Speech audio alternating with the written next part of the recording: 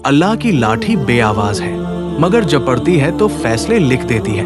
अल्लाह ताला किसी पर फौरन गिरफ्त नहीं फरमाता, वो मोहलत देता है, आजमाता है, ताकि बंदा खुद अपना हाल पहचान ले।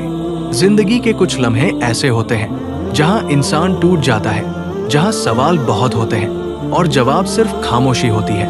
वहीं से अल्लाह बंदे को सब्र का सबक सिखाता है। सब्र सिर्फ चुप रह जाने का नाम नहीं।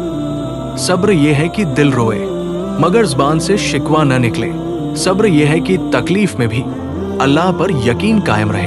अक्सर जालिम ये समझता है कि वो बच गया, कि अल्लाह ने उसे छोड़ दिया, मगर हकीकत ये है कि अल्लाह उसे और आगे बढ़ने की मोहलत दे रहा होता है। और जो मजलूम सब्र करता है उसके हर आंसू को अल्लाह अपनी रहमत में छुपा लेता है। याद रखो, अल्लाह देर करता है मगर अंधेर नहीं। जब अल्लाह का इंसाफ आता है तो न कोई दलील काम आती है और न कोई ताकत। सब कुछ खामोशी से होता है मगर पूरी दुनिया देखती है।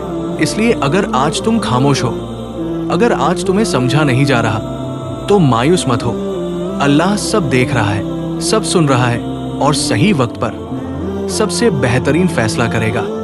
सब्र रखो, अल्लाह पर छोड़ दो, क्योंकि अल्लाह की लाठी बेआवाज होती है मगर उसका इंसाफ आखिरी होता है। अल्लाह हमें सब्र करने वालों में शामिल फरमाए, आमीन। अगर आपको ये बात दिल को छू गई हो तो वीडियो को लाइक कीजिए और ऐसे ही इस्लामिक वीडियो के लिए चैनल को सब्सक्राइब कीजिए।